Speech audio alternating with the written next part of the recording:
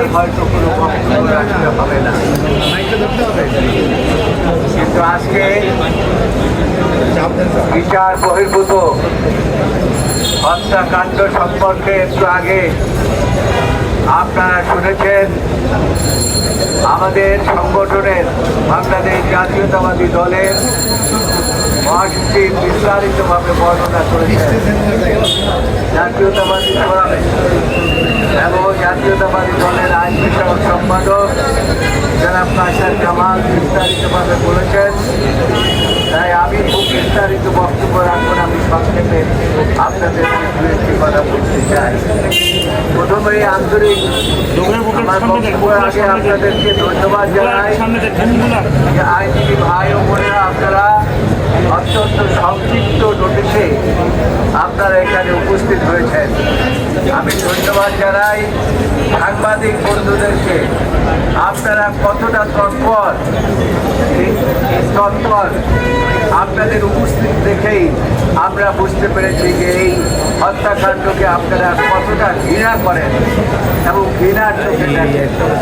আমরা এই জন্য অনেক আগের থেকে বলেছিলাম, বর্তমান সরকারকে বলেছিলাম, আপনারা বৈষম্য বিরোধী সরকার, আপনাদের দায়িত্ব হচ্ছে বাংলাদেশের মানুষের জান মাল সমস্ত কিছু রক্ষা করা। কিন্তু অত্যন্ত দুঃখের বিষয়, এই যে বিচার বহির্ভূত হত্যাকাণ্ড ঘটে গেল, আমাদের ভাই তহিদকে মারা গেল, কিন্তু এখন পর্যন্ত আপনারা রাজনৈতিক কোনো প্রোগ্রাম এখনো ঘোষণা করেন নাই। তাই আজকের এই সভা থেকে আমি দাবি জানাচ্ছি, অনতি বিলম্বে একটি বিচার বিভাগীয় তদন্ত কমিটি গঠন করুন।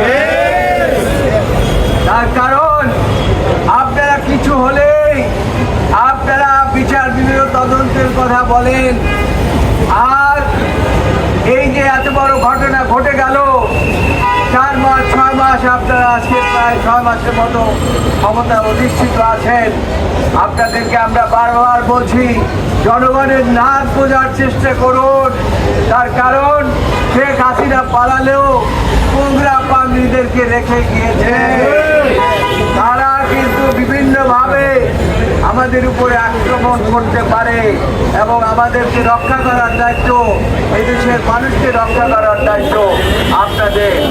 আমরা আইনজীবীরা দীর্ঘ 17 বছর সংগ্রাম করেছি এবং 5ই আগস্টেও ছাত্র জনতার সাথে ঐক্যবদ্ধভাবে সংগ্রাম করেছি। আপনারা শুনছেন যে কি একটা ঘোষণাপত্র দিচ্ছেন, কিন্তু আইনজীবীদের নাম সেখানে সম্পৃক্ত করার জন্য আপনাদের কোনো পদক্ষেপ নাই, এবং এটা নাই বলেই আপনারা আইনজীবীদেরকে অবমূল্যায়ন করেন। এই আইনজীবীদেরকে অবমূল্যায়ন করেন বলেই আমি বিশ্বাস করি শেখ হাসিনার কোংরা পান্ডীরা তারা সাহস পেয়ে গিয়েছে এবং সেই জন্য আজকে আমাদের শহীদকে হারাতে হয়েছে। আমি আজকে হুঁশিয়ার করে দিতে চাই, ভবিষ্যতে আর যেন এরকম কোনো শহীদকে আমাদের হারাতে না হয়। আর যদি একটা গুলি চলে তাহলে পরে আপনাদের বিরুদ্ধেও আমরা কথা বলতে বাধ্য হব। এখনো আইনজীবীরা অত্যন্ত সহনশীল ভূমিকার মধ্যে আছে, রাস্তায় নামে নাই। আপনারা জানেন এই কালা কোট যখন রাস্তায় নামে, কোনো ফেসিস্ট সরকার টিকতে পারে না। এরশাদ টিকতে পারে নাই, আইয়ুব খান টিকতে পারে নাই, সর্বশেষ হাসিনাকে পালিয়ে যেতে হয়েছে। এখানে অনেক দিনই বলেছিলাম যে কালো কোট যেহেতু নেমেছে শেখ হাসিনা, আপনি আর থাকতে পারবেন না, আপনার কোনো রক্ষা নাই। তাই আপনি যত চেষ্টাই করেন না কেন, এই কালো গরুর উপরে যখন আপনি হামলা চালিয়েছেন, তখন আপনার আর ক্ষমতায় একদিনও থাকার এখতিয়ার নাই এবং আল্লাহর রহমতে সেটাই ঘটেছে। তাই আজকের দিনে আমি এই শহীদের আত্মার মাগফিরাত কামনা করছি এবং এই পর্যন্ত যারা এই ব্রিটিশ সরকারের বিরুদ্ধে আন্দোলন করতে গিয়ে বুকের তাজা রক্ত ঢেলে দিয়ে মৃত্যুবরণ করেছেন তাদের আখড়াত কামনা করছি, আখড়াত কামনা করছি, আত্মার মাগফিরাত কামনা করছি। এবং আমি দেখতে পাচ্ছি এই যারা গুলি করেছে এখনো রাস্তায় রাস্তায় তারা ঘুরে বেড়াচ্ছে। সরকারের কাছে আমাদের দাবি, এখনো কিন্তু এই ফ্যাসিস্ট সরকারের দোসররা বিভিন্ন প্রশাসনের জায়গায় বসে আছে। আমরা আপনাদেরকে আর 1 মাস সময় দিচ্ছি, 1 মাসের মধ্যে এদেরকে ঝেঁটিয়ে বিদায় করুন, অন্যথায় এই কালো কোট অল্প নোটিশে হলো এভাবে এই সমবেত হয়েছে, আপনাদেরকেও কিন্তু বিদায় শিক্ষা বোধ করবে কথা বলে আমি আজকে সমাবেশে সমাপ্তি ঘোষণা করছি। আল্লাহ আমাদেরকে যেন এরকম আর শহীদের মতো এরকম কোনো ভাইকে হারাতে না হয় এই কামনা করে আমি আমার বক্তব্য শেষ করছি। সকলকে ধন্যবাদ এই আয়োজনে যোগদানের জন্য, সাংবাদিক ভাইদেরকেও ধন্যবাদ, সবাইকে ধন্যবাদ।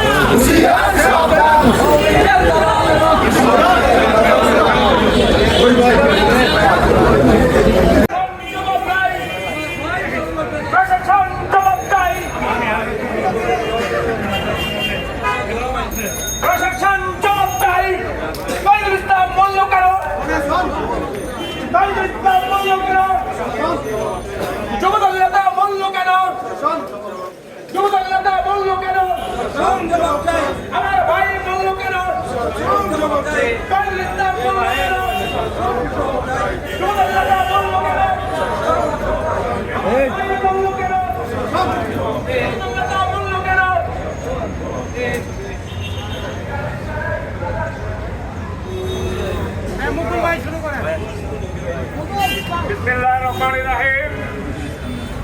যৌথ বাহিনীর হেফাজতে যুবদল নেতা মোহাম্মদ তৌহিদুল ইসলাম হত্যার বিচারের দাবিতে বাংলাদেশ জাতীয়তাবাদী আইনজীবী ফোরাম কর্তৃক আয়োজিত আজকের এই প্রতিবাদ সমাবেশে বিজ্ঞ আইনজীবীরা যেভাবে প্রতিবাদের জন্য দাঁড়িয়েছেন, সারা বাংলাদেশে 18 কোটি মানুষ একইভাবে এই হত্যার এবং এই বিচার বহির্ভূত হত্যাকাণ্ডে এই বিচারের জন্য আজকে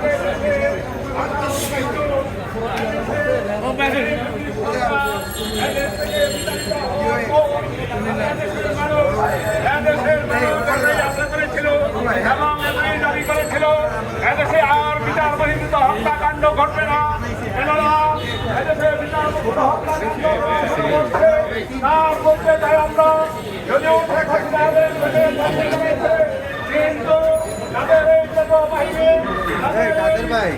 হত্যাকারীরা এখনো বিভিন্ন সরকারি প্রতিষ্ঠানে এবং